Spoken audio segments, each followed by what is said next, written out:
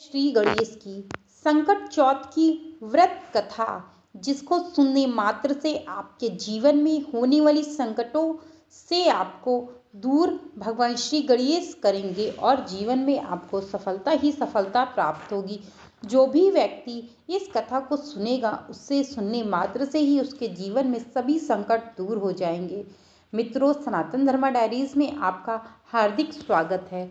आज मैं आपको संकट चौथ की व्रत कथा से अवगत कराने जा रही हूँ, जो अपने आप में बहुत ज़्यादा विशेष हो जाता है, क्योंकि इसको सुनने मात्र से ही आपके जीवन में कल्याण होना प्रारंभ हो जाएगा। संकट चौथ का व्रत कब है और इस संकट चौथ का व्रत जनवरी में पड़ने वाला है और यह व्रत कब है। आज संकट चौथ यानी गणेश जी की व्रत कथा मैं आपको अवगत कराऊंगी। आज के दिन महिलाएं अपनी संतान के लिए व्रत रखती हैं और पूरे दिन निर्जला व्रत रख कर के व्रत करती हैं। रात को चांद के आने पर व्रत खोलती हैं। आपको मैं बताऊं, संकट चौथ यानी कि गणेश जी का व्रत है। इस दिन महिलाएं अपनी संतान के लिए व्रत रखती हैं और पूरे दिन निर्जला व्रत रह करके पूरे दिन निर्जला व्रत रहती। रात को चांद के आने पर व्रत खोलती हैं। इस दिन गणेश जी की और चौथ माता की पूजा की जाती है। ऐसा कहा जाता है कि संकट चौथ का व्रत करने से संतान की लंबी आयु और उनके संकट टल जाते हैं। यहाँ हम आपको बता रहे हैं कि संकट चौथ के व्रत के बारे में आपको कथा में अवगत कराने जा रही हूँ कि क्या है संकटा चौथ की व्रत कथा। एक शहर में देवरानी जेठानी रहती थी। देवरानी गरीब थी और जेठानी अमीर थी। देवरानी हमेशा गणेश जी का पूजन और व्रत करती थी। देवरानी का पति जंगल से लकड़ी काटकर बेचता था। देवरानी घर का खर्चा चलाने के लिए जेठानी के घर काम किया करती थी। शाम को बचा हुआ खाना लेकर के आती। माघ महीने में गणेश जी का व्रत संकट चौथ देवरानी ने रखा। उसके पास पैसे नहीं थे, इसीलिए उसने तिल व गुड़ लाकर के तिलकुट बनाया। पूजा करके तिल चौथ की कथा सुनी और जेठानी के यहाँ काम करने चली गई। सोचा शाम को चांद को अर्घ देकर के जेठानी के यहाँ से लाया खाना और तिलकुट खा लूंगी। शाम को जब जेठानी के घर खाना बनाया तो उसके जेठानी का व्रत होने के कारण सभी ने खाना खाने से मना कर दिया। अब देवरानी ने जेठानी से बोला, आप मुझे खाना दे दो जिसमें मैं घर ले जाऊं। इस पर जेठानी ने कहा कि आज तो किसी ने भी अभी तक खाना नहीं खाया है, तो मैं कैसे दे दूं। तुम सवेरे ही बचा हुआ खाना ले जाना। देवरानी उदास मन से घर वापस लौट आई। देवरानी ने घर पर पति बच्चे सब आस लगाए बैठे थे कि आज तो त्योहार है, इसीलिए कुछ पकवान आदि खाने को मिलेगा। लेकिन जब बच्चों को पता चला कि आज तो रोटी भी नहीं नसीब होगी, तो बच्चे रोने लगे। उसका पति भी बहुत क्रोधित हो गया और कहने लगा कि दिन भर काम करने के बाद भी वह रोटी नहीं ला सकती। वह बेचारी गणेश जी को याद करती हुई रोते रोते पानी पीकर सो गई। उस दिन संकट माता बुढ़िया माता का रूप धारण करके देवरानी के सपने में आई और कहने लगी, सो रही हो या जग रही हो।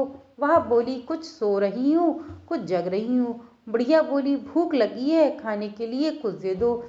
देवरानी बोली, क्या दूँ, मेरे घर में तो अन्न का एक दाना भी नहीं है। जेठानी बचा हुआ कुचा हुआ खाना देती थी, वो भी आज नहीं दिया है। पूजा का बचा हुआ तिलकुट छीके में रखा है, वही खा लो।